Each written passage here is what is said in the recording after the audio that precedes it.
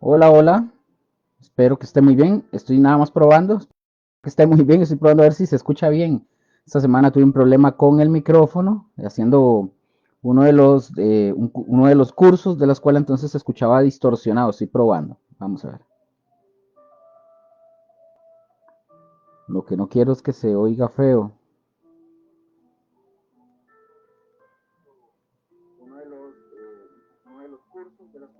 Ah, no, sí se oye bien. Sí se oye bien, ya lo vi. Ay,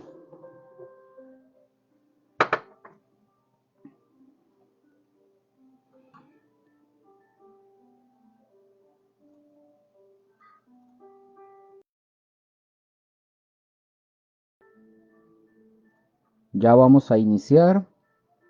Solamente me estoy aquí acomodando mientras algunos se van conectando. Déjeme ver acá, por acá.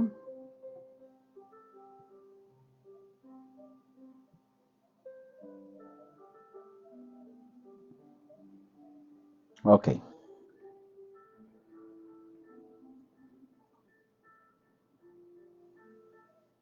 Ah, ok. Gracias, José. Ahí lo vi. ¿Cómo está? Tenemos días de no vernos. Por cierto, no sé si está Mónica por ahí, este, del mensaje. A mí se me olvidó confirmarle, dígale que sí, por aquello. Que sí, para la reunión que tenemos. La Reu. Entonces sí, que no hay ningún problema. Solo falta Rose. Yo supongo que igual, pero a esperar que ella responda. Vamos a ver.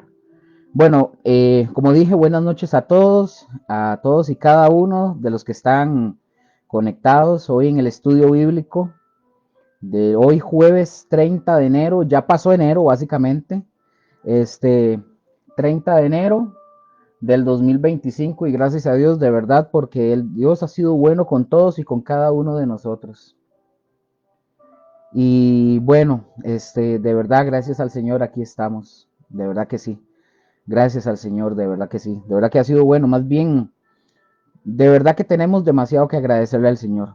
Y antes de orar para iniciar, quiero decirles, dentro de un poquito, en esto mismo que vamos a ver ahorita, voy a tocar unos temas mmm, interesantes que tienen que ver con lo que hemos venido estudiando, valga la redundancia, en el estudio bíblico. Entonces, para los que se conectan o para los que posteriormente vean el video, les pido nada más que presten atención ahorita para lo que viene, porque voy a tocar un tema, es una cuestión que es un poco compleja, pero hay que explicarla por unas conversaciones, por así decirlo, que yo he visto en otros lados, personas que preguntan también porque no saben, tienen dudas, entonces hay que evacuar esas dudas. Cuando alguien pregunta, nosotros, dice la escritura, así parafraseado, nosotros tenemos que estar preparados para dar respuesta de la fe que nosotros profesamos. Y no concibo yo la idea de que un cristiano eh, no sepa dar respuestas y que en su momento algo le pregunten, entran en discusiones y pleitos, porque no se trata de eso.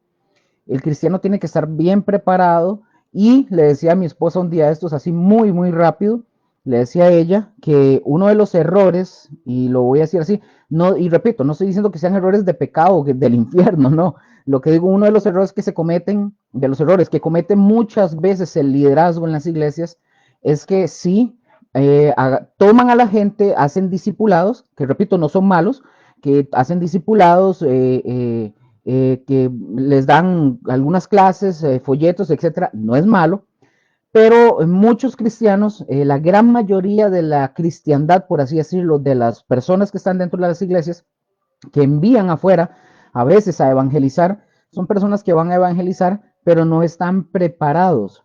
¿A qué me refiero? No están preparados.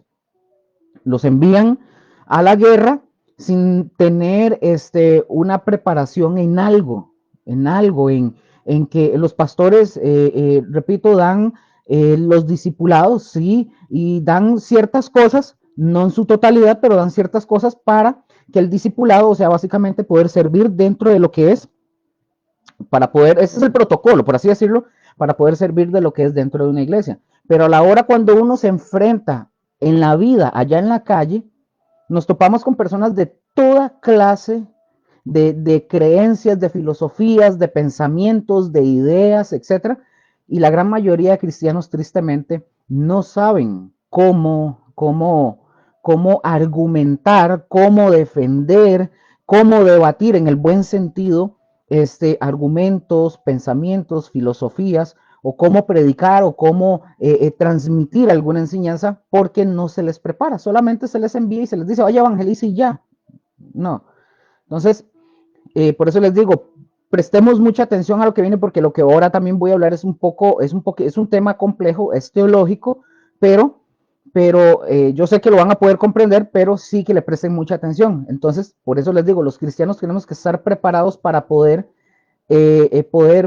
defender, para poder dar el argumento, para poder enseñarle a la persona por qué tal cosa. Porque si alguien pregunta, a mí me han dicho, es que la Biblia se contradice. ¿Dónde? Muéstrenmelo. Cuando ya usted les dice, ¿dónde? Muéstrenmelo, ya se vuelven para atrás, porque no tienen el argumento. Pero bueno, eso es un ejemplo, pero ahorita vamos a ver eso. Bueno, vamos a orar. Hello, Mónica, también buenas noches. Y Josué. Entonces, bueno, Padre, gracias te damos en esta noche. Te damos gracias por este jueves, por un estudio más que tú nos permites estar aquí delante de ti. Señor, tú eres el que nos instruye, tú eres el que nos enseña, tú eres el que nos dirige, tú eres el que nos guía. Todo proviene de ti. No proviene de Luker, no proviene del pastor Josué, no proviene de una iglesia, no proviene de un grupo de liderazgo. No, Señor, todo proviene de ti. Y tú eres el que escoge, tú eres el que pones a las personas, tú eres el que quita a las personas y tú eres el que nos da, Señor, el privilegio también de poder servirte. Es un privilegio servirte, Señor. A veces no entendemos eso, no lo entendemos. Te damos gracias en esta noche. Quita, Señor, todo estorbo, todo aquello, Señor, que impida que mis hermanos puedan prestar atención al estudio de tu palabra. En el nombre de Jesús. Amén y amén.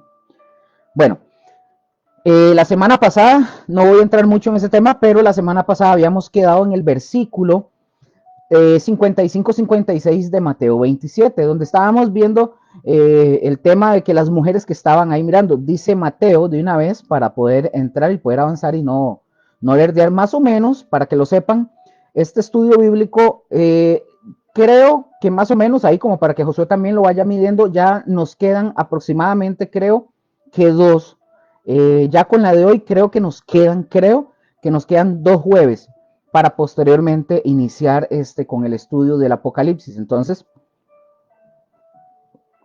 Mateo 27, 55, 56, habíamos quedado la semana pasada que decía, estaban ahí muchas mujeres mirando de lejos, las cuales habían seguido a Jesús desde Galilea sirviéndole. Versículo 56, entre las cuales estaban María Magdalena, María la madre de Jacobo y de José, y la madre de los hijos de Zebedeo. Juan, por ejemplo, Juan capítulo 19, 25 dice que estas mujeres estaban paradas cerca de la cruz de Jesús. Y dice Juan 19, 25, estaban junto a la cruz de Jesús su madre, la hermana de su madre, María, mujer de Cleofas, y María Magdalena. Entonces, como habíamos visto la semana pasada, yo les estaba diciendo que Mateo 27, 55, Marcos 15, 40 y Lucas 23, 49 las describen como mirando desde una distancia, que estaban tal vez quizás lejos al principio y que después o posteriormente se fueron acercando cuando se dieron cuenta que los soldados no les iban a hacer daño a ellas, ¿verdad? A nadie. Entonces, seguramente esa es la idea. En cuanto a la identidad que dijimos de las mujeres mencionadas, solamente se mencionan por nombres unas pocas de las muchas mujeres que estaban allí. Y es muy posible, mis hermanos, que las dos listas, por ejemplo, de Mateo 27, 56 y Marcos 15, 40, indiquen a las mismas 3 personas. Y si esto fuera así, sería de esta manera. Como dije, María Magdalena, llamada así en ambas listas. María, la madre de Jacobo y José. María, la madre de Jacobo, el menor, y José. Y punto 3, la madre de los hijos de Zebedeo, Salomé. Como dije, en realidad aquí es posible que esta lista de Juan 19:25 tenga referencia a las mismas mujeres, más María, la madre de Jesús. Esto nada más es un resumen muy rápido que estoy haciéndoles. Y bueno, y con mucha posibilidad la lista de Juan, de la que Juan enumera, se refiere a 4 mujeres, no a 3.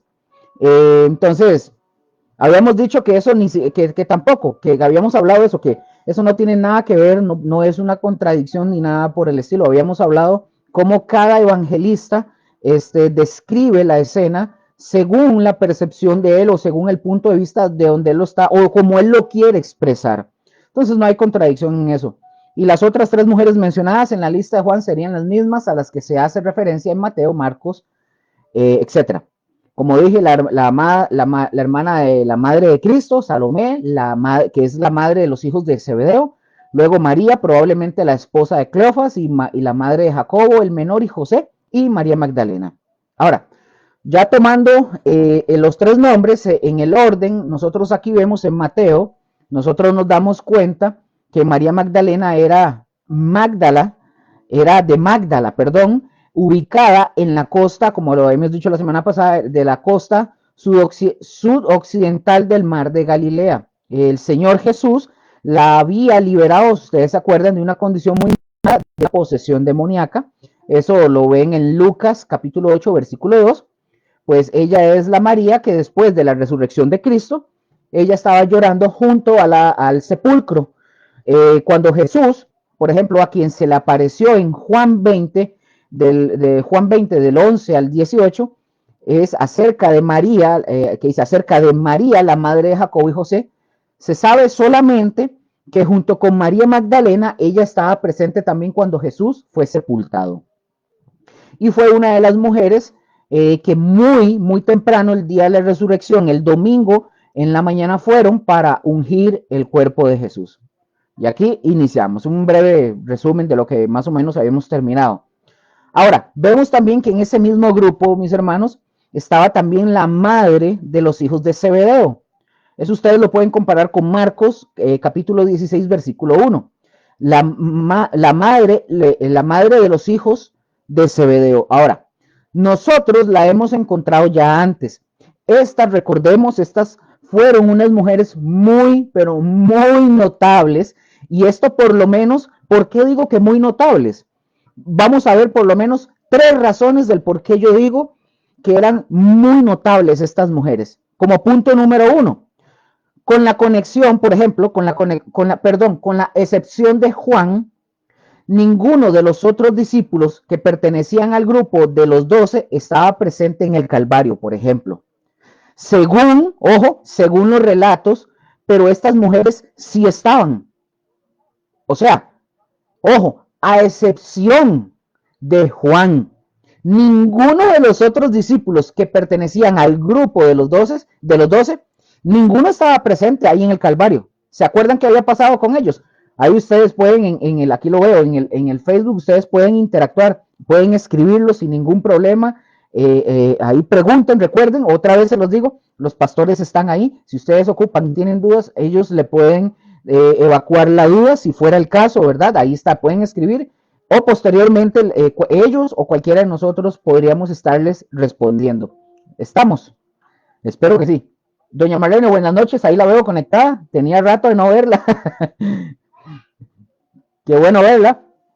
Entonces, como dije, según los relatos, estas mujeres sí estaban ahí y estas mujeres mostraron un valor que es difícil de encontrar, muy difícil de encontrar, mostraron más valor en ese sentido. Número 2, también se nos dice claramente que estas mujeres eran mujeres que habían seguido a Jesús desde Galilea y que habían tenido el hábito de ministrar a las necesidades de Jesús. ¿Me doy a entender? No sé si me doy a entender. Ahora, por ejemplo, habían dado estas mujeres evidencia de tener corazones llenos de amor y de comprensión hacia Jesús, ¿verdad?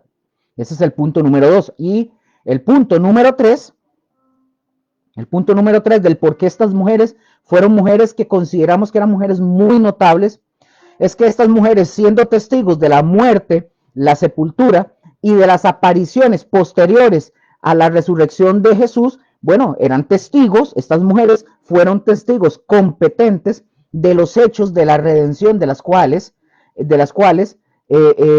Dios, bajo Dios, mejor dicho, bajo Dios depende la iglesia para la fe de la iglesia, obviamente. No sé si me di a entender. Ese es el punto número 3. Ahora, y finalmente, mis hermanos, vemos que se hace una mención muy especial de las mujeres que habían ministrado fielmente al Señor y que le habían, estas mujeres, es que qué increíble, las mujeres siempre han mostrado ese corazón. Vamos a cualquier iglesia, lo que más hay son mujeres. ¿Cómo cuestan los varones definitivamente? Y vemos que estas mujeres le habían seguido a Jesús por todo el camino de Galilea hasta Jerusalén. Allí estaban, como ya lo habíamos visto, a María Magdalena, María la madre de Jacobo, y la de Jacobo y de José, y a Salomé, mujer, la esposa de Zebedeo. Es decir, mis hermanos, la inconmovible devoción de estas mujeres hacia Jesús se destaca de una forma tan especial y tan increíble. ¿Por qué, Luker? Hey, mis hermanos, o sea, ¿por qué? Estas mujeres permanecieron junto a Cristo. Pongan atención, estas mujeres permanecieron junto a Cristo cuando los discípulos, varones, dígalo en letra mayúscula, en 8000, como usted quiera, póngale negrita, subráyela, póngale colores, los varones, los discípulos varones, desertaron para poder salvar sus vidas. ¿Se acuerdan en el Getsemaní? En el huerto del Getsemaní, cómo arrollaron. Por eso dije ahorita que a excepción de Juan, que era el único que estaba ahí con ellas, los demás brillaron por su ausencia. Los demás brillaron por su ausencia, así de sencillo. Y entonces, mis hermanos, ahora sí, antes de finalizar esta parte, yo quiero mencionar algo. Por favor, presten mucha atención, principalmente de lo que voy a hablar, porque puede ser que en palabras así ticas, que usted no se quede patinando con lo que vamos a ver ahorita. Antes de finalizar esta parte de la crucifixión y muerte de nuestro Señor Jesús, recordemos que ya nosotros habíamos hablado algo sobre la humanidad de Jesús, ¿se acuerdan? Que siendo Dios, Él no se restringió nada con respecto a los sufrimientos. ¿Recuerdan eso? Ok. Voy a tocar, por favor, un tema para poder aclarar y para poder fundamentar un punto con respecto a lo que acabo de decir. Con esto que acabo de decir, y repito por lo que también cuando inicié el estudio, esto son cosas que se escuchan, que preguntan o que debaten o gente que va a cuestionar y hay que saber explicarlo. Y vamos a ver lo tremendo que es Dios. En el sentido, mis hermanos, en el sentido de lo compasivo que es Dios con nosotros. Que si Dios viene a juzgarnos como Dios, ¿cómo podríamos ustedes y yo protestar? En el sentido de que Él es Dios. Y por ejemplo, para que me puedan entender, Dios es compasivo con nosotros, ¿verdad? Entonces, vamos a suponer, Dios viene a juzgarnos ahorita. Yo podría, o usted, o yo, cualquiera de ustedes, podríamos protestarle a Dios. Podríamos salir en nosotros en defensa y protestarle a Dios en el sentido, repito, de que Él es Dios y de que Él, como es Dios, Él no nos comprende a nosotros. Él no sabe de nuestras luchas que nosotros tenemos. Es que Él es Dios. Escuchen lo que estoy diciendo, porque este tipo de habladas se las van a topar en la calle. Si usted no está bien formado, no digo que tiene que ser un doctor, pero por lo menos sí prepararse, irse preparando, pero estar preparado. Escuchen, ay, es que Dios no me entiende porque Él es Dios, pero al final Dios no me va a condenar porque Él es Dios, Él la tiene fácil. No, vamos a ver esto. Hay gente que dice, Él no sabe las luchas que nosotros tenemos. Ya vamos a ver. Vean, Jesús, recordemos, Jesús es Dios hecho hombre.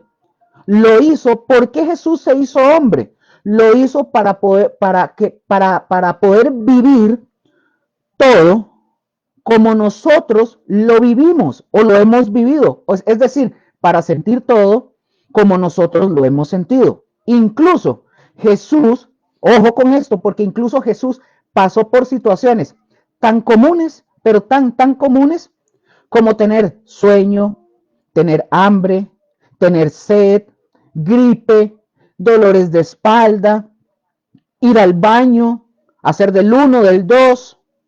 Es decir, mis hermanos, en todo eso, Jesús, él siendo Dios, él se sujetó a su humanidad. Y por eso nos dice la escritura también que él fue tentado ¿en qué? ¿En cuánto? ¿En cuánto fue tentado Jesús? Según la escritura. En todo, dice la escritura. Según nuestra semejanza. Quiere decir, mis hermanos, que según como el ser humano es tentado, Jesús también fue tentado. Pregunto, ahí ustedes, ahí en el Facebook, por favor, piensen en esto. Piense usted en cualquier cosa que usted haya sido tentado, cualquiera, piénselo, piénselo que usted haya sido tentado, piénselo. Jesús también lo fue en esa cuestión. En lo que usted sea tentado, la tentación, Jesús fue tentado, igual que usted y que yo. No me pongan ahí, no vayan a escribir, ¿verdad? ¿Cuál tentación es? Pero piense usted en qué es usted tentado. En eso Jesús también fue tentado.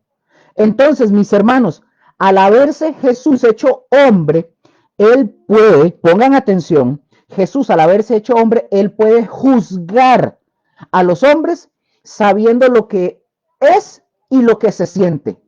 Vea que me estoy pausando porque el tema que voy a tocar aquí es delicado y necesito que lo comprendan.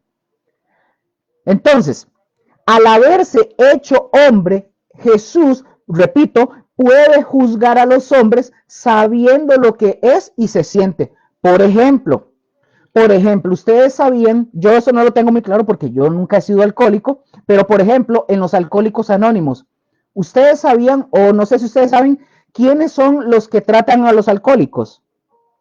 Son los mismos alcohólicos que están ahí llevando esa terapia que hacen.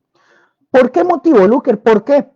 Simple y sencillo, porque lo cuida un alcohólico que es básicamente su padrino, no sé cómo es que le llamen, pero digamos que es su padrino. Ese es el asunto, el fin, que es un alcohólico o un exalcohólico el que lo cuida. Pero, ¿por qué lo tratan los mismos alcohólicos o los que fueron alcohólicos?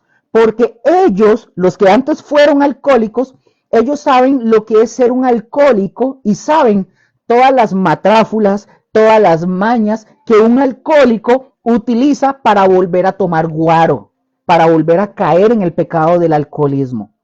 La cuestión, mis hermanos, en este ejemplo, es que esta persona que es el padrino de este, por así decirle, lo comprende y entiende la situación por la que está pasando este hombre que está experimentando la abstinencia de no tomar alcohol. No sé si me doy a entender.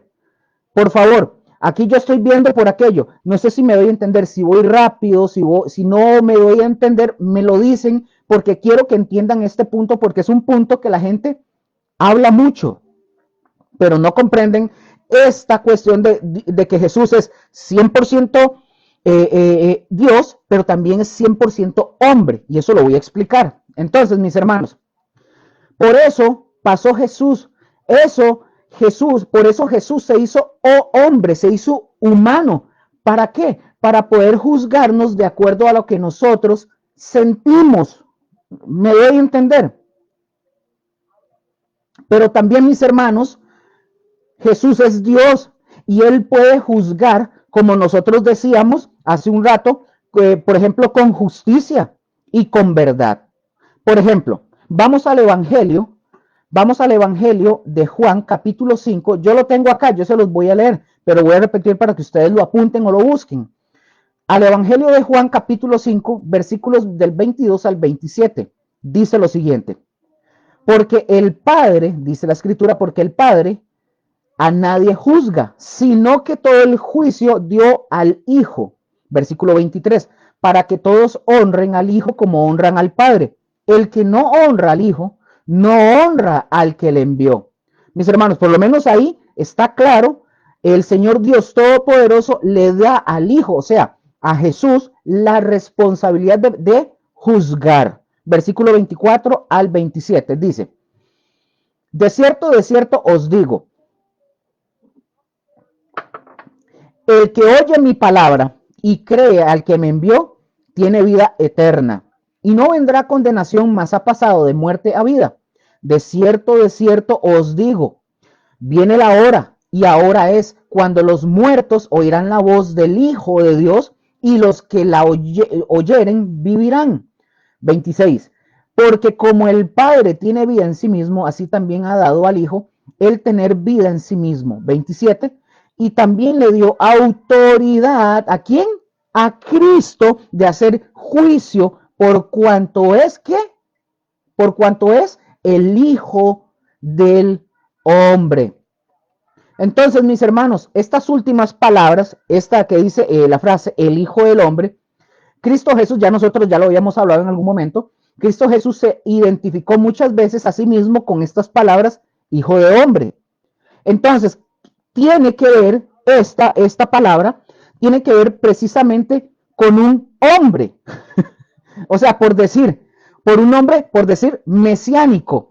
Tiene que ver con su humanidad. Entonces, ¿qué pasa? Que él tiene toda la autoridad. Así es sencillo. Nadie, mis hermanos, ojo con esto. No sé si de verdad, bueno, si José no me ha dicho nada ahí, es porque sí se oye bien y voy claro, creo. Nadie jamás podrá, pongan atención, nadie jamás podrá reclamarle a Dios nada, porque sí sabe lo que se siente pasar por una tentación. Y nosotros tenemos, vean mis hermanos, nosotros tenemos un cerebro que Dios nos ha dado. Y ese cerebro, mis hermanos, debe de estar por encima de las emociones y de los sentimientos. Voy a decir algo que tal vez para muchos esto va a decir, ¡puf! Va a ser así. Es decir, el cerebro, a usted y a mí, nos debería de bastar, o mejor dicho, el raciocinio nos debería de bastar para poder anular toda tentación. ¿Por qué, Luker? Porque la tentación se puede dominar. De hecho, ustedes me dirán, Luker, ¿qué está diciendo? Mis hermanos, hay muchas personas que sin necesidad de ser incluso cristianos, se sujetan a su raciocinio y no a su emoción, ni tampoco a sus sentimientos. Lo hemos visto. Hay personas y esto no quiere decir que porque se sujetan al raciocinio, no quiere decir que sean salvas. Quiero aclarar, para ser salvos tenemos que arrepentirnos por medio de la fe, ¿verdad? Entonces, mis hermanos, el raciocinio nos debería de bastar para nosotros poder someter a la tentación. Y hay hombres y mujeres que no son cristianos, y que se sujetan al raciocinio, no a su emoción ni al sentimiento. No se vuelven animales. Entonces, mis hermanos, cuando nosotros, ustedes y yo, dejamos, pongan atención, cuando ustedes y yo dejamos que nuestro cuerpo sea gobernado por los sentimientos, es cuando ya nosotros perdimos la batalla. Ahora, ¿cuánto más ustedes y yo que somos hijos de Dios, que ahora gobierna o debe de gobernar el Santo Espíritu de Dios en nosotros? Imagínense, si hay hombres y mujeres que no tienen al Espíritu Santo y se someten a su raciocinio, ¿cuánto más usted y yo? No me voy a desviar del tema, pero porque estamos hablando de Jesús por la naturaleza de Dios, como Dios y como hombre. Ya vamos a tocar un punto importante. Mis hermanos, hay que razonar. Por eso Dios a usted y a mí nos dio un cerebro. Estos, mis hermanos, serían los propósitos por los cuales también Jesús se hizo hombre. Ahora, estamos hablando, repito, de que Dios se hizo hombre, porque Jesús es Dios. Es decir, lo menciono porque diciéndolo de esta forma, hablándolo, es muy fácil decirlo, es muy simple decirlo, pero entender cómo es posible que Dios, que es infinito, que es eterno, Él vino a formarse, a tomar la forma como un hombre limitado. Obviamente, cuando el Señor se encarna, pues le pasa lo mismo que a todos nosotros. ¿Qué le pasa? Cumpleaños, Él tiene un tiempo, Él va creciendo, en fin, una serie de cosas que suceden en lo natural. Eso le pasó a Jesús. Ahora sí, Josué, Mónica y todos los que estén ahí, presten atención porque, bueno, yo sé que Josué, Mónica y tal vez algunos, muy probablemente, ya manejen este concepto, esto es lo que les voy a hablar. Pero para los que no, Presten mucha atención. Voy a hablar de esto para que nosotros podamos comprender este punto. Y voy a tocar este punto con la ayuda, y lo digo con la ayuda de Dios, para que Dios, el Espíritu Santo, me dé las palabras para que ustedes puedan comprenderlo, que no es fácil de entender, que se le llama la unión hipostática.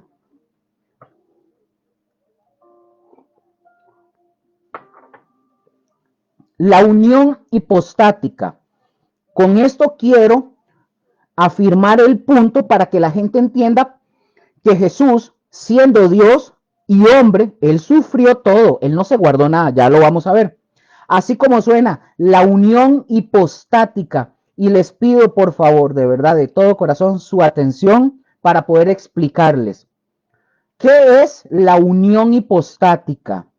Literalmente, bueno, si usted lo busca, literalmente significa unión, hipóstasis, unión de la persona. Esta es una expresión teológica magisterial surgida en la época patrística con la que se indica la unión profunda de la realidad divina y de la realidad humana en la persona o en un sujeto, en este caso el Hijo de Dios, el Verbo encarnado. Ahora, por ejemplo, el teólogo Lewis, que por cierto, yo tengo este libro que es de teología sistemática de Lewis Sperry Chafer, muy bueno. Que lo quiera, yo se lo puedo compartir, yo lo tengo en PDF. Lewis Sperry Chafer, en su teología sistemática, él lo describe de esta manera. Él dice: el adjetivo hipostático se deriva del sustantivo hipóstasis, palabra procedente del griego que significa en castellano el ser o la sustancia de la cual los fenómenos son una manifestación. Yo ahorita lo voy desarrollando un poquito más para poder comprender esto, porque esto es básicamente una defensa a cosas que personas dicen, que hablan, básicamente, que es parte del estudio. Ahora, sigue diciendo Sperry Chafer, de esto se deduce que la unión de carácter hipostático es una unión de naturalezas que en sí mismas son independientes y distintas. La expresión unión hipostática le corresponde a la teología. Y ojo lo que dice él, y es solo aplicable a Cristo, en quien, como en ningún otro, se unen dos naturalezas distintas y diferentes. Eso es lo que dice él. Ahora, para ver, ok.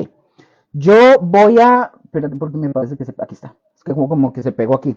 Ahora, yo se los voy a tratar de explicar con palabras simples. La unión hipostática o la hipóstasis, mis hermanos, sencillamente es el hecho de que dos naturalezas distintas se unan.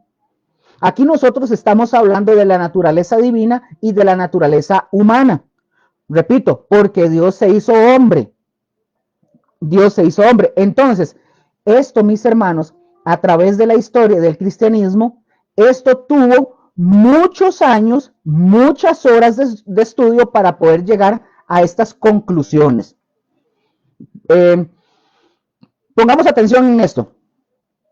Por ejemplo, en los primeros 300 años de la iglesia primitiva, el inicio de la iglesia primitiva, mis hermanos, los cristianos no tenían tiempo ni tenían oportunidad de estar pensando en absolutamente nada, como de ponerse a pensar de la unión hipostática, de pensar en la Trinidad. No tenían tiempo.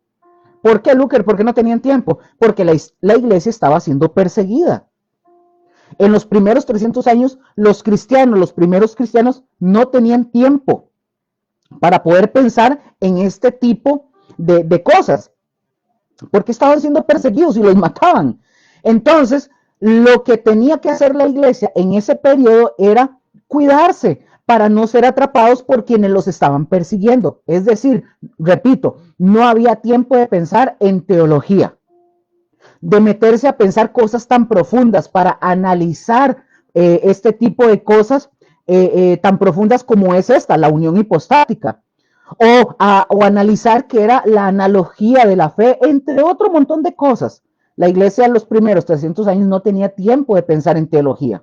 Aunque esta gente no tuvieron tiempo para analizar todo eso, mis hermanos, en esencia o en la práctica, lo que ellos predicaban y lo que ellos creían sin poner títulos o apellidos y nombres así rimbombantes, que la unión hipostática y que esto y que lo otro. No, no, sin poner nombres rimbombantes y complejos. Es decir, ¿cómo nos explicamos ustedes y yo que Cristo Jesús es Dios y es hombre al mismo tiempo? Yo ya lo he mencionado muchas veces, creo que Josué con Mónica hemos conversado todo esto y lo hemos dicho. Y es la verdad, Jesús es 100% Dios, pero también Jesús es 100% hombre. Otra vez. Así como yo lo estoy diciendo aquí como yo lo menciono, como yo lo estoy diciendo ahorita, quizás ustedes me digan a mí, sí, amén. Y ya ustedes lo asimilan, que Jesús es 100% hombre y Jesús es 100% Dios. Y ustedes me digan, estoy totalmente de acuerdo. Así es. Pero mis hermanos, para explicarlo, al explicarlo, ahí es donde está el punto conflictivo. Ahí es donde entramos en problemas. Mis hermanos, fue hasta el 451 después de Cristo, en el concilio calcedonio, donde se expresaron o donde se manifestaron este tipo de términos para poder explicar al Dios hombre, hablando de Cristo Jesús. Y esto tan complejo, mis hermanos, porque mis hermanos, lo vamos a ver, hasta parece como que si fuera algo esquizofrénico. Es decir, esto parece algo loco. Es decir, ¿cómo es posible? Explíquemelo ustedes. ¿Cómo es posible que en un solo ser haya la naturaleza divina y haya la naturaleza humana? Es difícil de entender. Es difícil, pero presten mucha atención. Vayan a Jeremías, o vamos, mejor dicho, vamos a Jeremías capítulo 9, versículo 23 y 24, por favor. Jeremías 9, 23 y 24. Antes de leer estos dos versículos, que nos van a ayudar a nosotros, estos versículos, para todo lo que es muy difícil de entender en la Biblia. Es decir, ahorita nosotros estamos hablando de la unión hipostática, pero nosotros podríamos estar hablando de la Trinidad. Y también, mis hermanos, la Trinidad es un concepto difícil de entender. De hecho, quiero aclararlo de una vez. Nosotros no lo entendemos. Nadie lo entiende. ¿Qué hacemos entonces, Luker? Lo aceptamos. Nosotros no entendemos la Trinidad y no entendemos la unión hipostática y no entendemos muchas cosas. Lo aceptamos. Por ejemplo, el concepto de eternidad es un término que nosotros no entendemos. Lo aceptamos, que es distinto. Porque usted se pone a pensar en infinito, en eterno, no te da la mente. Lo aceptamos. Así hay muchas cosas que nos hablan de Dios que son muy difíciles. Entonces nosotros podríamos preguntarnos, bueno, y si es tan difícil, ¿para qué nos metemos a eso? Mis hermanos, no es por gusto, no nos metemos en esto por gusto. Fíjense por qué. Porque precisamente lo que nosotros vamos a ver en estos versículos es que Dios nos anima y Dios, Él mismo, Dios sabe lo limitados que ustedes y yo somos como humanos. Él lo sabe. Ustedes y yo tenemos limitaciones tales como razón, tenemos limitaciones de lenguaje. Yo a veces me trabo en el lenguaje, a veces leo mal. Entonces tenemos limitaciones, tenemos una serie de limitaciones que no nos permite expresarnos correctamente acerca de Dios. Pero Dios, sabiendo esto, Él nos anima a que procuremos conocerlo lo máximo posible, que nosotros pongamos el esfuerzo y lo conozcamos lo máximo posible. Vean lo que dice Jeremías 9. ¿Ahí lo tienen? Supongo que sí, ¿verdad? Porque estoy en solitario aquí. Entonces dice, Jeremías 9:23 al 24 dice, así dijo Jehová, no se alabe el sabio en su sabiduría, ni en su valentía se alabe el valiente, ni el rico se alabe en sus riquezas, mas alabes en esto el que se hubiere de alabar, dice el Señor, en entenderme y conocerme. ¿Se fijan?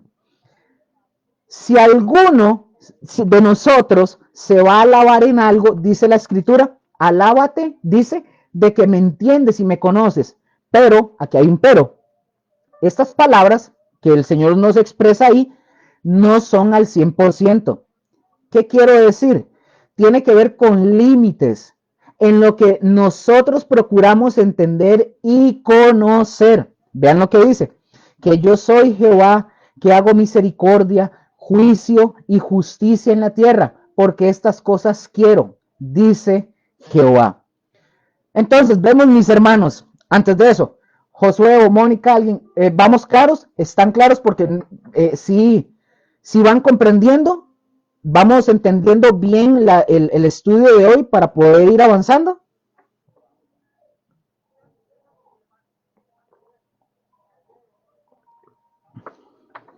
Bueno, ahí ya lo veo. Entonces, mis hermanos, sí, el Señor sí nos anima, pero Él también sabe nuestros límites, Él sabe de nuestras limitantes. Pero de todas maneras, mis hermanos, Él dice, si usted se va a alabar de algo, alábese por esto, en lo que Él dijo. Y recordemos algo, que no es una cosa muy sencilla de alabarnos a nosotros mismos, porque podemos caer en la soberbia. Entonces Dios dice, vean, es como que Dios estuviera diciendo, vean, es bueno que traten de conocerme. Por eso, mis hermanos, hablamos de estos temas, no es porque nos metemos así por puro gusto. Por eso hablamos de esos temas. Muchos de ustedes, o todos ustedes, supongo, ahí lo pueden escribir, supongo, yo no lo sé, quiero hacer la pregunta. ¿Cuántos de ustedes habían escuchado o habían oído hablar de la unión hipostática o de la hipóstasis? Pueden escribirlo ahí, si quieren, ¿verdad? Si quieren. Pero mis hermanos, ojo, la mayoría de las personas no lo había escuchado o quizás ni siquiera sabían de esto. Se fijan lo importante que es. Porque no son cosas, repito, no son cosas que se enseñen así de fáciles o de sencillo, por el simple hecho de que es difícil de comprender.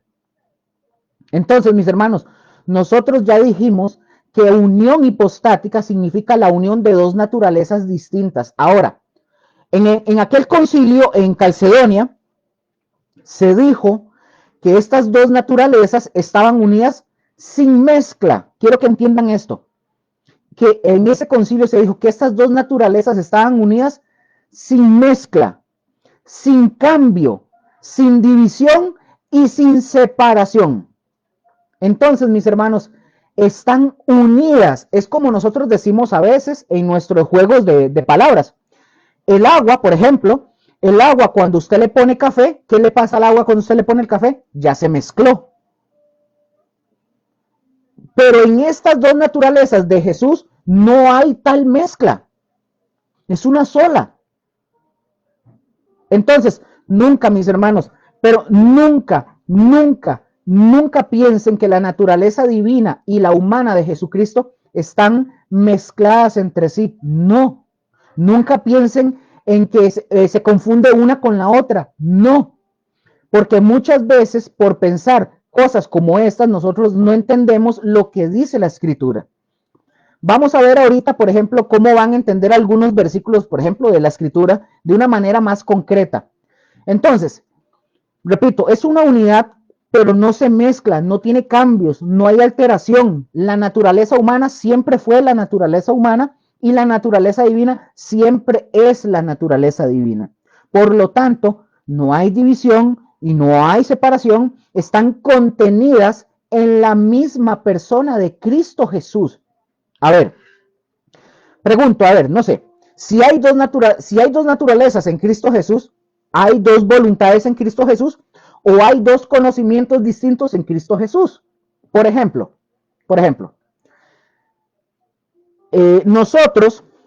nosotros leemos el Evangelio y nos encontramos, para darle un ejemplo, nosotros leemos los Evangelios y nos encontramos con un Jesús débil, pero que al mismo tiempo es todopoderoso.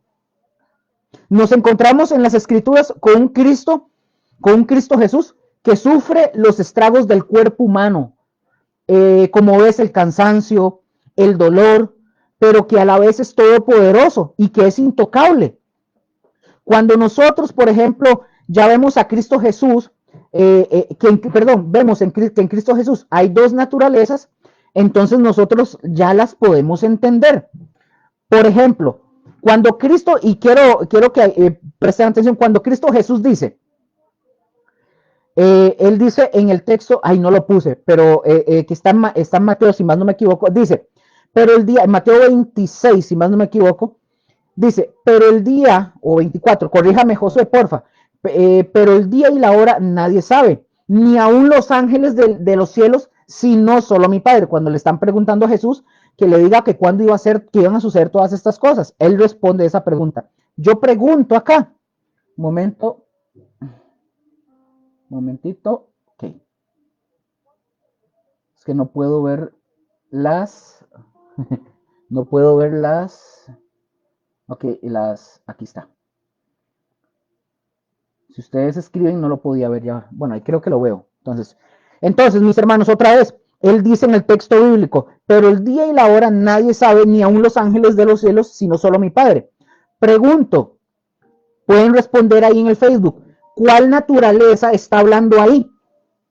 Cuando él dice, pero el día y la hora nadie lo sabe, ni los ángeles de los cielos, solo mi Padre, ¿cuál naturaleza está hablando? La naturaleza humana de Jesús, porque solo el Padre lo sabe. Ahora, Cristo Jesús en su naturaleza divina, pregunto, ¿él sabía la fecha en su naturaleza divina? Jesús en su naturaleza divina sabía la fecha. Por supuesto, mis hermanos, porque Él es Dios y todo lo sabe. No sé si me doy a entender. Es muy probable que esto es difícil de comprender, pero yo quiero que ustedes mediten en estas cosas porque así es como nosotros podemos entender cómo a veces Cristo Jesús simple y sencillamente hacía declaraciones como un ser humano y a veces Cristo Jesús sobrepasaba lo que es el ser humano.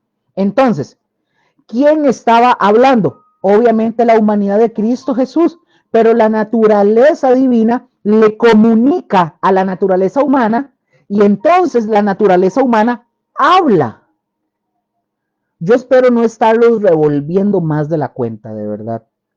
Yo espero que no estarlos revolviendo, por favor, ahí dígame para no, dígame, deténgase y explíquenos. Esto es lo más que puedo explicarles. Ahora, entonces, esto no es una sola naturaleza porque entonces, ojo con esto, no es una sola naturaleza.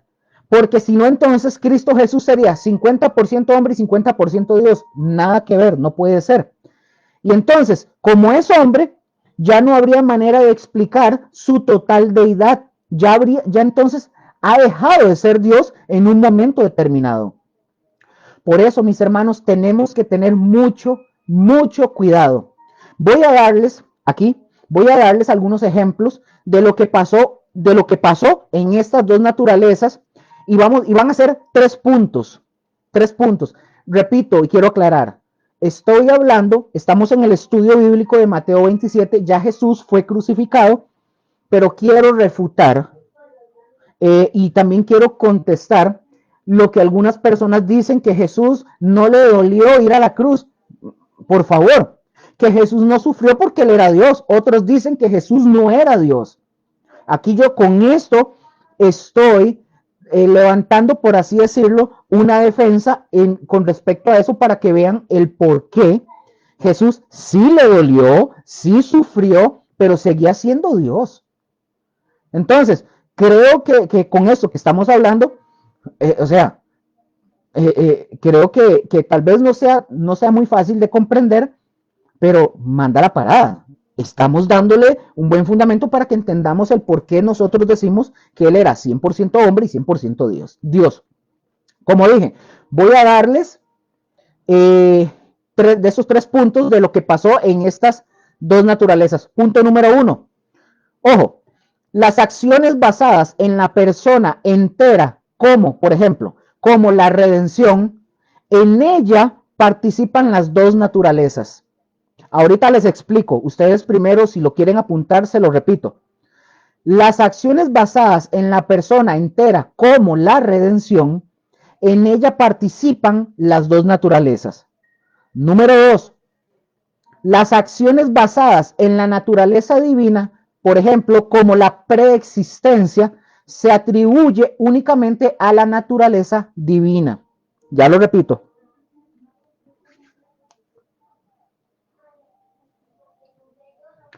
Número 2, otra vez, las acciones basadas en la naturaleza divina, cómo la preexistencia se atribuye únicamente a la naturaleza divina. Número 3. Número 3. La naturaleza entera se manifiesta, por ejemplo, en el hecho de tener sed o calor. Repito, la naturaleza humana entera se manifiesta, por ejemplo, en el hecho de tener sed o tener calor, o cansancio, sueño, etc. Entonces, mis hermanos, en la redención, obviamente, cuando se está dando la redención, que Cristo está en la cruz, están participando las dos naturalezas. Las dos están participando. ¿Por qué? Porque la naturaleza humana está siendo crucificada. Pero recordemos que todo el dolor que se podía sufrir, se sufrió. La naturaleza humana de Cristo no se ahorró nada, no se guardó nada. Él, como es Dios, ¿podía haber impedido el dolor? Sí, pero no se impidió a sí mismo el dolor. Él pagó como podía o debía pagar cualquier otro hombre. ¿Me doy a entender? Vamos claros hasta aquí. Es decir, Jesús todo lo sintió, todo lo vivió, todo. Recordemos que Él está sufriendo, Él está agonizando. Y si usted y yo leemos con detenimiento todo lo que es la pasión de Cristo, es decir, el momento en que Cristo Jesús es crucificado, nosotros vamos a ver ahí la manifestación de un cuerpo humano que está siendo torturado, que está sufriendo. A nosotros, por ejemplo, a nosotros muchas veces se nos hace muy fácil, agarramos y hacemos esto. Se nos hace muy fácil leer y decir, ay, mira, es que fue crucificado, ay, ay, ay, ay, y listo. A nosotros se nos hace muy fácil leer el tema de la crucifixión. Y luego nosotros hablamos, por ejemplo, lo que se predica a veces, por ejemplo, a veces en las 7 palabras de Cristo en la cruz, y nosotros pensamos, pongan atención, nosotros pensamos que Cristo Jesús habló así de fácil, como cuando dijo, Elí, Elí, lava sabactani. No, él no habló así nada más. Él no habló así como si nada. Por ejemplo, como nosotros entendemos, cuando agarramos la Biblia, nosotros leemos así, Padre, perdónalos porque no saben lo que hacen. O por ejemplo, tengo sed, consumado es. En fin, todas esas cosas. Nosotros nos lo figuramos porque nosotros lo leemos de corrido. Lo leemos así de corrido. Y mis hermanos, les voy a decir algo. La verdad es que eso no pasó así. Eso no pasó así. Porque la muerte en la cruz es una muerte por asfixia. Es decir, lo que se trata es de hacerle sufrir al crucificado mientras está muriendo por asfixia. Cristo Jesús, por ejemplo, para que no muriera tan rápido, y a los crucificados en general, no solo a Jesús, sino en general, se les ponía abajo, en los pies, un talonero o un pedestal, no sé cómo llamarlo, un pedestal, como una cuña, para que ellos pusieran el pie, para que tuvieran un apoyo, para que los crucificados tuvieran un apoyo. Ustedes me preguntarán, ¿y para qué eso, Luker? Para que de repente los que estaban en la cruz, ellos pudieran con sus pies empujarse hacia arriba y hacer así y agarrar aire. Empujarse con los pies un poco hacia arriba y poder agarrar aire. Es decir, mis hermanos, el castigo era para que no murieran rápido. Mis hermanos, ese es el tormento de la cruz. Ese es el tormento de la cruz. Por ejemplo, acordémonos, por ejemplo, del caso de aquel episodio, me imagino que en algún momento ustedes lo han visto, el caso de una película que se llama Espartaco, no la serie. La serie de Espartaco es una aberración, es una cochinada. Esa no, la película de Espartaco. Espartaco fue un esclavo que realmente se rebeló en contra de Roma. ¿Y qué hizo Espartaco? Puso en vergüenza a Roma en el mundo conocido de aquel tiempo, porque Espartaco era un esclavo y los esclavos que seguían a Espartaco no pudieron los romanos no pudieron derrotarlos hasta que ellos armaron una estrategia para poder capturarlos. Es decir, ellos no querían matarlos, los romanos no querían matarlos, los querían vivos. Es cierto, sí mataron mucha gente, pero Pero ustedes, yo no sé si se acuerdan, ven esa película en el camino y lo vimos cuando que Jesús, ¿se acuerdan que yo les dije que habían caminos que la gente pasaba y hacia Jesús y que estaban blasfemando y que se burlaban de él? Bueno, era porque en el camino de una ciudad a otra, más o menos cada 10 metros había una cruz. ¿Y qué hacían ellos? Colgaban a los rebeldes para que todo el mundo, al recorrer ese camino, los pudieran ver y que entendieran que ese rebelarse en contra de Roma les iba a traer eso. Eso era lo que sucedía. Ahora, estos hombres que estaban crucificados no morían, mis hermanos, no morían crucificados, porque la misma, recordemos algo, la misma naturaleza humana nos lleva a nosotros a tratar de sobrevivir. Me detengo un momento. ¿Vamos bien hasta aquí? ¿Me van comprendiendo toda la idea? Bueno, espero que sí. Entonces, ¿qué hacían los que estaban crucificados? También Jesús. Para poder agarrar aire, ellos se empujaban. Pero en la noche, mis hermanos, también venían las bestias del campo y venían y los mordían, venían los cuervos y les sacaban los ojos a los crucificados. Es decir, mis hermanos, la gente que estaba crucificada iba muriendo de poco en poco, de poco a poco. Por ejemplo, para darles este ejemplo, cuando Jesús es crucificado, Jesús corre la misma suerte, la misma. Recuerden lo que les acabo de decir. Nosotros cuando leemos la Biblia leemos de corrido. Leemos y decimos, Padre, perdónanos porque no saben lo que hacen. Pero Jesús corrió la misma suerte. Jesús haciendo esfuerzos de empujarse así hacia arriba con los talones. Por ejemplo, él hablaba y decía, Padre, perdónalos porque no saben lo que hacen. Y tenía que ir agarrando aire. Entonces, él cuando le está diciendo, Elí, él se tenía que empujar hacia arriba porque tenía que inhalar aire para poder seguir viviendo. No sé si me debe entender. Así que cuando usted lea la Biblia, no crea que nada más fue así, Padre, perdónanos porque no saben lo que hacen. No, el dolor, el sufrimiento, la falta del aire. Y otra vez, imagínense, hagan la escena. Padre, perdónalos porque no saben. Y así iba Jesús. Tenía que empujarse. Él está inhalando, haciendo fuerza, inhalando aire. Entonces, mis hermanos, es muy cruel. Y esa es la naturaleza humana la que estaba sufriendo precisamente ahí. A pesar de que cuando le decían, es que si tú eres realmente el Hijo de Dios, y pues bájate de ahí, vamos a creer en ti.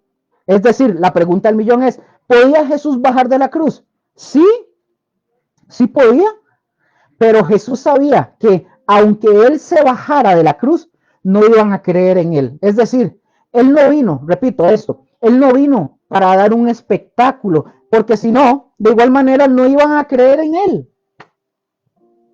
No sé si me doy a entender. No sé si me estoy de verdad dando a entender. Entonces, mis hermanos, otra vez, la naturaleza humana es la que sufrió en ese momento. Pero si no hubiera estado la naturaleza divina ahí, no hubiera habido una redención eterna. No hubiera existido. No habría una redención eterna porque sería un simple hombre el que murió en la cruz. Y el que murió en la cruz no era un simple hombre, era Cristo, el Hijo de Dios. Cuando nosotros dijimos, por ejemplo, en cuestiones de su naturaleza divina, que es al 100%, es en este sentido. Cuando Jesús dice, antes de que Abraham fuese, yo soy, es decir, él está hablando de su preexistencia, es decir, él existe desde antes. Entonces, eso solamente no es Jesús en sí, sino es Dios mismo el que ha vivido o ha sido preexistente. Por eso nosotros, ustedes y yo, hacemos bien cuando se habla, por ejemplo, de la Virgen María. Por ejemplo, cuando hablamos de la Virgen María. Ella fue la madre del Señor Jesús. Pero el error que comete, por ejemplo, y lo digo con todo respeto, que comete la Iglesia Católica a sabiendas, es decir que ella es la madre de Dios y no puede ser la madre de Dios porque Dios no tiene principio ni tiene fin. María es la madre de la naturaleza humana de Cristo. Yo no sé, yo creo que sí entendemos obviamente la diferencia. Entonces, para que no nos quede a nosotros ninguna duda del por qué no es la madre de Dios, así de simple. Y luego, en el último es su naturaleza humana 100% la que nosotros vemos cuando él dice, tengo sed. Cuando duerme, cuando él camina, cuando sudaba, cuando se cansaba, cuando tenía hambre. Esa es la naturaleza al 100%. La naturaleza divina, mis hermanos, no necesita ni comer, ni tomar agua, ni dormir, pero la naturaleza humana sí lo necesita. Es así. Así que entonces, mis hermanos, coexisten esas dos naturalezas y es precisamente lo que nos garantiza a usted y a mí la salvación que hoy nosotros tenemos. Aquí surge una pregunta para poder avanzar. ¿Cristo Jesús era consciente de lo que él era? ¿Cristo Jesús era consciente de lo que él era? Entonces, cuando ya nosotros vemos las dos naturalezas de la unión hipostática, nosotros podemos decir, o mejor dicho, respondemos de esta forma. En su naturaleza divina, Jesús sí sabía, siempre lo supo. Pero su naturaleza como hombre fue tomando conciencia a medida que fue creciendo y fue descubriendo el plan de Dios, es decir, transmitido por la naturaleza divina. Así es sencillo. Por eso, mis hermanos, cuando nosotros pensemos en el Señor Jesús que nació, pues Él nació como un bebito. Él no nació como un robot, como haciendo así, como tú. Por ejemplo, llegan los magos de Oriente a adorarle y entonces ustedes nunca se imaginen al Señor Jesús como siendo un bebé y diciendo, aquel es Melchor, aquel es Gaspar, aquel es Baltasar. Baltasar, así como un bebé Jesús. Ya sé lo que usted hizo. No, no, no. Aparte que esos no eran los nombres aparte que esos magos no se llamaban así, mejor dicho. No tenían ese nombre. La Biblia no lo dice. No lo dice.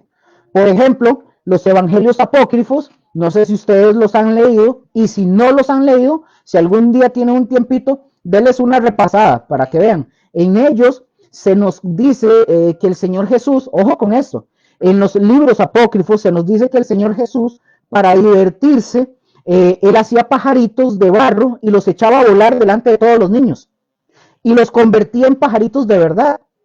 Luego hay otro evangelio apócrifo que es más cruel porque dice que el Señor Jesús mataba a uno de sus amiguitos y luego lo resucitaba. Por ejemplo, yo hace muchos años, no me acuerdo cómo se llama, yo también siendo niño, yo había visto una película que la daban en Semana Santa donde presentaban al Señor Jesús de niño y había echado un pez de madera en el agua y lo metía al agua y lo transformaba en un pez real. Mis hermanos, eso no pudo haber sucedido, porque la escritura nos dice muy claramente que Jesús crecía en estatura y en sabiduría, es decir, él iba adquiriendo sabiduría a medida que iba creciendo. Jesús, mis hermanos, no se fue a la India a aprender con los gurús, él no se fue al Tíbet a aprender de los monjes. No, mis hermanos, él iba adquiriendo a medida que iba creciendo el conocimiento y la sabiduría que la naturaleza divina le iba transmitiendo. Pregunto, Josué, los que estén ahí conectados, más o menos quedó entendido. Esta es la idea de lo que es la hipóstasis. ¿Quedó entendido más o menos? Porque tengo que tocar otro punto todavía, que me falta de esto. Pero aquí por lo menos la hipóstasis que no los enredé, no los hice bolas. Continúo mientras me responden por ahí. Ahora, hay otro término que va de la mano con esta de la hipóstasis que acabamos de ver. A esta se le llama la kenosis. Kenosis o la kenosis de Cristo. La kenosis se escribe con K. Kenosis. Vamos a Filipenses capítulo 2 versículos del 5 al 11. Estos son pasajes muy conocidos y voy a hacer algunos comentarios.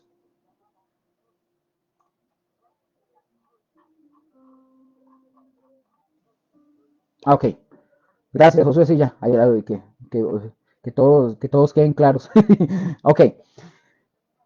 Filipenses capítulo 2, versículos del 5 al 11.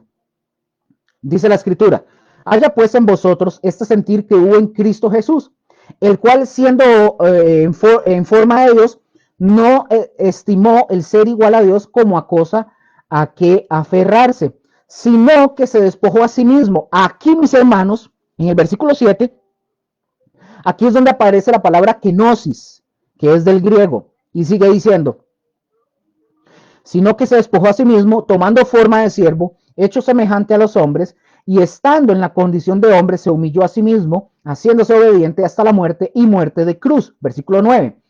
Por lo cual Dios también lo exaltó hasta lo sumo, y le dio un nombre que es sobre todo nombre, para que en el nombre de Jesús se doble toda rodilla de los que están en los cielos y en la tierra, y debajo de la tierra. Versículo 11. Y toda lengua confiese que Jesucristo es el Señor, para gloria de Dios Padre. Vean, mis hermanos, en el periodo cuando la iglesia ya no es perseguida, recordemos que ya ellos empiezan a pensar en ese tipo de despojo de Cristo, ese despojo que dice la escritura de Cristo, porque ese despojo, eso es lo que significa kenosis, despojarse. Y muchos, mis hermanos, muchos desde aquel tiempo comenzaron a decir, ojo con esto, comenzaron a decir que Jesucristo no era Dios, porque se despojó de su deidad. Por lo tanto, decían ellos, cuando el Señor Jesucristo dice, el Padre y yo uno somos, dicen ellos, entonces Jesús estaría mintiendo, porque si Cristo se despojó de su deidad, ya no es igual al Padre. Entonces ellos decían, sería menos que el Padre. Entonces, mis hermanos, veamos la importancia que reviste el entender qué es esto del despojo, porque si se despojó el que murió en la cruz, no es Dios, por lo tanto nosotros no tenemos una salvación que tiene que ver con la eternidad. Si el que se despojó no es Dios, usted y yo no somos salvos, no estamos haciendo nada aquí. Entonces, mis hermanos, nosotros debemos entender que Cristo se despojó a sí mismo de ser igual a Dios, dice la Escritura. Es decir, Él se deshizo de sus privilegios que tenía como Dios. Otra vez, pensemos en esto, mis hermanos. Dios es espíritu. Ese espíritu es infinito. Dios es eterno y viene y toma, como dice la Escritura, forma de siervo. Pongan atención. Cuando dice forma de siervo, mis hermanos, Él está diciendo que tomó la forma de un esclavo y de la peor clase de esclavos que hay, es decir, la más baja, porque también había niveles de esclavo. Estaban los esclavos que trabajaban dentro de la casa en la administración o el negocio, pero también estaban los esclavos que eran los que limpiaban los establos, los baños, en fin, había una serie de tareas que eran inferiores al de los administradores. Espero que hasta ahí vayamos claros. Ahora, y lo que Cristo Jesús se hizo a sí mismo fue un doulos, así doulos, del Strong 1401. ¿Qué quiere decir esto, Luker?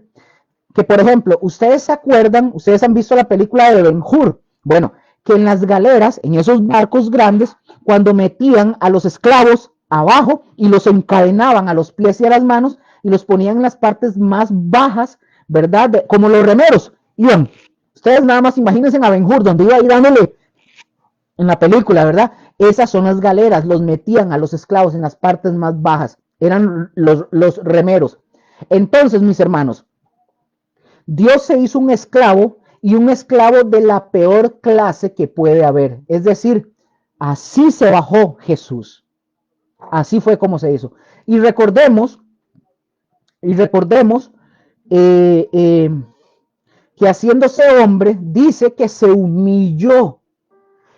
Él, muy bien, Jesús hubiera podido escoger nacer en cuna de oro, en el sentido de ser hijo de un rey, hijo de un gran monarca, o de alguien que tuviera mucho dinero o poder. Él pudo haber escogido, pero no, mis hermanos. Él escogió nacer de María y de José en un pesebre. Y el pesebre, mis hermanos, también les recuerdo, era donde metían a los animalitos o donde estaban los animales. Por ejemplo, yo he estado en algún establo, en algún momento. Ustedes han estado en algún lugar donde hay chancheras y crían vacas. ¿Verdad que huele bien rico? Huele sabroso, ¿verdad? No, mis hermanos, huele bravísimo. Es que es mejor oler una axila recién sudada. Huele bravo, ¿verdad? Pura vaca, chancho y de todo. Lo que yo quiero es que ustedes imaginen, el lugar es un lugar feo, húmedo, oscuro, apestoso. Así, mis hermanos, de tal manera se humilló, que fue y nació en un pesebre. Allí lo pusieron en paja, me imagino, y le pusieron a Jesús después de que María lo dio a luz. Es más, quiero que recuerden que Lucas, por ejemplo, nos dice que a quienes se les avisó que iban a ser el Mesías o que iban a ser Jesús, fue a los pastores. No fue a la clase sacerdotal, no fue a la clase política. Fue, mis hermanos, con una de las clases de las más despreciables por el pueblo. Mis hermanos, no querían a los pastores. Por ejemplo, los sacerdotes no querían a los pastores. No querían que los pastores, los sacerdotes, que los pastores entraran al templo. ¿Saben por qué no querían que los pastores entraran al templo? ¿Saben el motivo? Porque apestaban a oveja. No los querían porque eran hombres apestosos. Entonces vinieron a decirles a ellos que había nacido en Belén, a los pastores, el Mesías. Y ellos fueron los testigos. Esos hombres apestosos para la sociedad fueron los testigos del nacimiento de Cristo Jesús. Y vemos que se despojó de sí mismo, haciéndose siervo en la condición de un hombre, se humilló todavía más. Es decir, si es humillante ser hombre, ser un ser humano, Jesús se humilló todavía más. Esto, mis hermanos, tenemos que pensar cuál es la obra de Cristo Jesús, porque yo sé, mis hermanos, muchas veces somos muy románticos, ¿verdad? Somos romantiquísimos en el sentido de que todo es color de rosa. Cuando pintamos y vemos, es que el burrito vio que el niño Jesús tenía frío y el burrito llegó y le hace así, y le echó alientito caliente para calentar al bebé Jesús. Imagínense, si el pesebre huele horrible, imagínense lo que huele el hocico del burro. O sea, entonces, mis hermanos, en realidad, todo esto tiene que ver con cosas muy, pero muy difíciles. Piensen tan solo en el hecho de que María, cuando estaba desposada, que quiere decir que estaba casada, pero que no viven juntos, o sea, el marido y la mujer todavía no viven juntos en el desposorio, María sale embarazada. ¿Se dan cuenta del problema en el que se metió María cuando le dijo al ángel, hágase conmigo conforme a la voluntad del Señor? Y fue obviamente criticado por medio mundo. A esto hay que añadirle que la querían apedrear. Recordemos que el hecho de que alguien fornicara en la casa del padre, además estando desposada con José, que todavía no estaba, ¿verdad?, junto con José, pues tenía que morir a pedradas. Se fijan que esto es algo totalmente épico. Fue una batalla tremenda de emociones. Esto, mis hermanos, es lo que tuvo que vivir Cristo Jesús. Algunos dirán, Luker, pero no estamos en el estudio bíblico. Es que el centro de todo es Cristo Jesús. Estamos hablando de Cristo Jesús. Y estoy tocando esto, y repito, para poder demostrar que Jesús fue 100% Dios y sigue siendo Dios y es 100% hombre. Mis hermanos, a Jesús no es que a él lo desecharon por malo, porque Jesús no había, o sea, no lo desecharon por malo, no había dónde ponerlo. Así se cumple el hecho de que él vino a hacerse humilde, pero humilde en un grado tremendo, se despojó. Entonces, para ver si ya, yo creo que si me da tiempo de terminar este punto. Entonces, mis hermanos, kenosis quiere decir que se despoja de sus privilegios de rey. Ahora Jesús andaba predicando y pensemos Jesús predicando. Pregunta, ¿todos lo aceptaban? No, mis hermanos. Todos decían, todos llegaban al unísono a decir, ay, este Jesús, el hombre que nosotros esperábamos como nación. No, mis hermanos. No lo querían. Se burlaban de él. En la cruz se burlaron de Jesús. Jesús se despojó de su condición de Dios, de ser igual a Dios. Los ángeles, pregunto, ¿los ángeles se burlan de Dios? No, mis hermanos. Se fijan todo lo que tuvo que soportar Cristo por el simple hecho de haber venido y hacerse hombre. A eso añádale allá el Calvario. Mis hermanos, Jesús tuvo que soportar la burla de sus criaturas, además de que sus criaturas eran perversas. Y como dicen por ahí, en una canción, ¿verdad? Que dice la canción, si no me bajo de la cruz es por amor a ti. Mis hermanos, y esa es la verdad. Esa es la verdad. Jesús amaba tanto a sus criaturas que se estaban burlando de él, que lo menospreciaban, que querían que muriera y que muriera así en ese tormento en la cruz. Recordemos cuando lo sacó, por ejemplo, Pilato a la multitud para liberarlo. Para liberarlo a él o a Barrabás, porque Barrabás era un asesino. ¿Y a quién escogió el pueblo? Ay, no, déjenos a Jesús, a ese es el que queremos, él predica bonito. No, mis hermanos, ¿a quién escogieron? A Barrabás. Pidieron al asesino y que crucificaran a ese que no nos ha hecho nada, pero que dice que es el Hijo de Dios. Crucifíquenlo. Todo lo soportó, las burlas, los tormentos. Y vuelvo a leer esta parte que comienza diciendo, haya pues en vosotros este sentir que hubo también en Cristo Jesús. A veces ustedes y yo nos sentimos, mis hermanos, tan dignos que no queremos que nadie nos toque, pero ni con el pétalo de una rosa, ¿verdad? Y si nosotros nos ponemos a pensar en que nuestro Salvador, nuestro Señor Jesús, nuestro Dios, dejó que hicieran con Él lo que quisieran. Entonces, ¿por qué a veces ustedes y yo nos sentimos con tanta soberbia como para no recibir una palabra de ofensa, una burla, o que le piten a uno en el carro, que le peguen un pitazo y que incluso nos pitan o nos hacen alguna seña cuando estamos en la calle manejando? Estamos inclusive estamos dispuestos a irnos a darnos de golpes porque nos pitaron. Nos vamos, queremos ir a agarrarnos y pelearnos y me bajo de la cruz. ¿Por qué? No sé. Dice, haya pues, escucha lo que dice, haya pues en vosotros este sentir. Que te consideren a usted y a mí tonto porque dicen es que le lavaron el cerebro y que ahora usted es un cristiano y entonces ustedes y yo les demostramos. No, hombres, para nada, yo le voy a demostrar y saco el pecho como el macho para que vean que yo también soy igual, que sí, soy cristiano, pero igual me agarro y me aviento un litrazo. No, mis hermanos, ven lo que dice la escritura. Haya pues en vosotros este sentir que hubo también en Cristo Jesús, el cual siendo Dios, siendo en forma de Dios, no estimó el ser igual a Dios como cosa a que aferrarse. ¿Se acuerdan de Juan capítulo 17 cuando él dice, Padre, glorifícame contigo con la misma gloria que tuve antes? O sea, él está diciendo, ya acabé lo que vine a hacer. Es decir, es Dios, su naturaleza divina quería regresar. Él está diciendo, Padre, durante 3 años y medio preparé a estos hombres para que ellos llevaran adelante la obra. Ahora, si ustedes recuerdan lo que dice esa oración, dice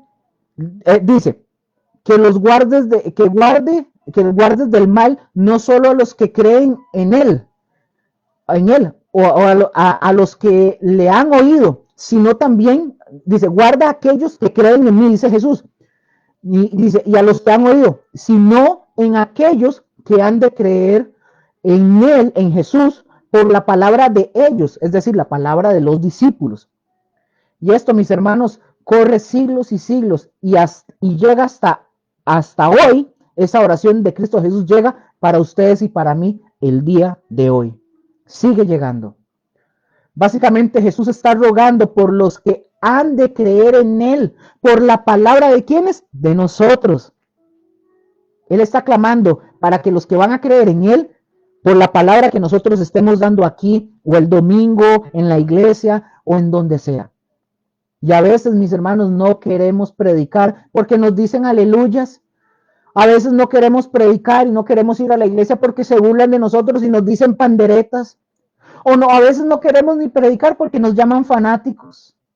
Fíjense, a veces somos muy soberbios, ya no queremos hablar del evangelio porque siempre que les hablamos se burlan de nosotros y bueno, y saquemos el violín y lloremos. Mm. El texto dice, sino que se despojó a sí mismo tomando forma de siervo, y ya casi terminamos, tomando forma de siervo, hecho semejante a los hombres, y estando en la condición de hombre, se humilló a sí mismo, haciéndose obediente hasta la muerte y muerte de cruz. Un momento para... Ya vamos a terminar, nada más unos minutitos para terminar todo este punto. Ya la otra semana seguimos con otra parte de lo que es el bosquejo que tenemos del estudio. Ahora, de eso que acabamos de leer de ese texto, como les dije, no era una muerte muy sencilla, porque, por ejemplo, era preferible, mis hermanos, voy a poner un ejemplo, es preferible que maten a una persona o a alguien fusilado, porque ahí van a ser a puros balazos, o que le corten la cabeza a una persona, porque después de pasar por el momento tenso en que le cae la espada en el cuello a la persona, pues probablemente sí se sufre, pero va a ser más rápido. Pero la muerte de Jesús fue una muerte agónica. Ahora, aquí dice que fue hecho semejanza de hombre. ¿Por qué semejanza de hombre? Mis hermanos, porque en realidad la gente lo veía y veía un ser humano. Cuando veían a Jesús veían un ser humano, pero era semejante porque en el cuerpo, en un ser humano, en el cuerpo de un ser humano, era un ser humano, mejor dicho, pero no era, aunque él era semejante a los seres humanos, no era igual a los seres humanos, eso hay que aclararlo. Dice la escritura que Jesús nunca pecó, por lo tanto, Jesús no es igual a los seres humanos. ¿Me doy a entender? A veces, mis hermanos, hay quienes dicen, porque yo lo he escuchado, hablan, por ejemplo, de cuando el Señor Jesús se bautiza y luego el Espíritu dice que lo lleva al desierto y hay muchos predicadores muy conmovidos, incluso hasta sueltan lágrimas y llegan y dicen, ay, vean, y el Señor bien pudo haber caído en una de las trampas de Satanás y lloran, ¿verdad? Llorando, pero no cayó por nosotros. Hermanos, yo les voy a decir esto. No es cierto eso. Jesucristo es Dios y era Dios, por lo tanto no podía caer, no podía pecar. Él fue llevado al desierto para probar que él era Dios y que Satanás no lo podía tocar. Por ejemplo, hagamos lo siguiente, un ejemplo. Si usted ve Génesis 3, Mateo 4 y Primera de Juan 2, ustedes se fijan, Satanás vino y tocó a Adán. Y Adán era santo, era perfecto. Dios lo hizo así, lo hizo como él hacía al principio. Pero Adán tenía libertad de elección y Satanás se salió con la suya al vencer a los humanos, haciéndolos pecar. Ahora, aquel era, aquel donde estaba Adán era un huerto donde estaba Adán. Pero Jesús, pongan atención, donde estaba Adán era un huerto. Pero Jesús fue llevado al desierto, a una situación más difícil. Viene Satanás a hacer lo mismo que hizo con Adán y con Eva, allá en el paraíso, pero no lo pudo vencer. ¿Por qué, Luker? Porque Jesucristo es Dios, por esa razón. Y bueno, la carta de Juan en el capítulo 2 dice que nosotros no debemos de pecar como pecó Eva. ¿Por qué, Luker? Porque porque Eva fue tentada por los ojos, fue tentada por la carne y fue tentada fue tentada fue tentada intelectualmente. Repito esto. ¿Por qué dice que nosotros no debemos de pecar como pecó Eva? El que le dice Primera de Juan 2, dice, porque Eva fue tentada por los ojos, por la carne y fue tentada intelectualmente. Mis hermanos, y ese es el plan de Satanás a través de la historia. Satanás no cambia su manera de hacernos caer, porque siempre le da resultado. ¿Por dónde, Luker? Por los ojos, por la carne, por la vanagloria de la vida, es decir, el intelecto. Y por último, vamos a leer los versículos de Juan, capítulo 10, versículo 30, y esta es y de una vez, tengan ahí a la mano Juan 14, 9. De una vez, vean lo que dice. Ahora, todo lo que no parezca congruente o lógico cuando se habla del Señor Jesucristo es explicado si usted entiende entonces la unión hipostática y la kenosis. Vea lo que dice Juan 10:30. Dice, yo y el Padre uno somos. Ahora vean lo que dice Juan 14:9. Y termino con esto. Jesús le dijo, tanto tiempo hace que estoy con vosotros y no me has conocido, Felipe. El que me ha visto a mí, ha visto al Padre. ¿Cómo pues dices tú, muéstranos al Padre? Y termino con esto, mis hermanos. Mucha atención con estos dos puntos. Yo sé que todavía quizás puedan ustedes tener dudas, tal vez, pero ya ahorita ya no tengo tiempo tiempo. Pero lo que nosotros como siervos debemos hacer aquí, en el estudio por lo menos, o las clases de la escuela bíblica, el estudio bíblico, o los domingos en la congregación, o en las escuelas seculares, o lo que sea, lo que hacen los maestros, lo que hacen el pastor Josué, lo que hago yo en mi función, es dar información. Pero es responsabilidad de ustedes, de los alumnos, de profundizar más para poder entender más. Así que mis hermanos, hasta ahí, ustedes, lo que acabamos de ver, si ustedes apuntaron, y si no lo apuntaron, pueden volver a ver el video, pero si apuntaron, tienen mucho que estudiar para que aprendan y puedan tener más información. Entonces tienen mucho que estudiar. Hasta aquí, apenas las 9, entonces terminamos bien. No tengo más nada que agregar porque ya a partir de la otra semana vamos a tocar el otro tópico que tiene que ver con la sepultura de Jesús. Ya a partir de la siguiente semana vamos a ver la sepultura de Jesús y nos quedarían, creo que esta semana que viene y la otra es muy probable que ya estemos terminando el estudio bíblico de Mateo para posteriormente entrar en el estudio del libro del Apocalipsis. Y sin más que decir, yo espero que todo lo que hablamos ahorita lo haya podido dar bien, que ustedes hayan entendido y entender eso. Jesús fue hombre, todo lo sufrió, todo, pero él en su naturaleza divina, gracias a la naturaleza humana y divina de Jesús, tenemos redención. Si Jesús no es Dios, el que murió en la cruz fue un hombre común y corriente. No hay redención para nadie. Si fue un hombre común y corriente el que murió en una cruz y no es Dios, entonces nosotros estamos con una fe totalmente absurda, una fe sin sustento, sin nada. Pero el hombre que murió en esa cruz era 100% hombre y era 100% Dios.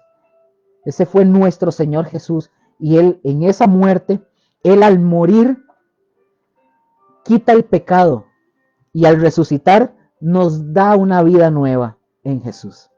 Bueno, mis hermanos, vamos a orar para terminar. Y de verdad, gracias a los que están. Compartan el video. No porque nosotros ganemos algo. Es porque esto es básicamente evangelístico. Entonces, compártanlo. El que lo ocupe puede tomar notas de aquí, puede predicar, haga lo que necesite, porque esto no es de nosotros, el evangelio es del Señor. Y hay que llevar el mensaje hasta donde podamos llegarle. Amén. Padre, gracias te damos en esta noche. Te doy gracias, Señor, por este tiempo, por lo que tú nos has mostrado, enseñado. Gracias, Señor Jesús, por tu Hijo. Gracias, Jesús, porque al entender que tú te humillaste, que tú viniste, Señor, a hacerte hombre, ya el simple hecho de haber tomado la determinación de ser hombre, eso fue lo más humillante que pudiste haber hecho por nosotros. Gracias, Señor. Gracias por tu vida. Gracias porque naciste un día. Gracias por tu vida. Gracias porque moriste y gracias porque resucitaste. Padre bendito. Yo bendigo a mis hermanos que están, Señor, conectados. Yo los bendigo, Señor, y que esto sea, Señor, solamente algo para que ellos puedan ir a buscar, estudiar, investigar y que en ellos haya pasión de querer conocerte más. En el nombre de Jesús. Bendigo sus casas, sus familias, sus trabajos, sus bienes, su salud, Señor. En el nombre de Jesús. Amén y amén. Bueno, mis hermanos, les agradezco un montón. Nos vemos, Dios primero, el siguiente jueves y el domingo, Dios primero. Nos vemos, si Dios nos presta la vida, nos vemos en cada uno en sus congregaciones. Aquella persona que no tenga dónde congregarse es invitada a nuestra congregación Comunidad Cristiana Gosén. Pueden escribir aquí a José y a Mónica para que ellos, como los pastores, ellos les puedan dar indicaciones. La hora de inicio es a las 10:30, también se da virtual, pero nos gustaría que si alguien no tiene dónde congregarse, puede visitarnos, estamos deseosos de poder de abrazarlos, conocerlos, compartir con ustedes. Y el que tiene congregación, pues vaya, apoya a su congregación, a sus líderes y siga creciendo. En el nombre de Jesús. Los bendigo a todos, los amamos un montón. Chao, Josué, Mónica y a todos. Nos vemos. Chaito.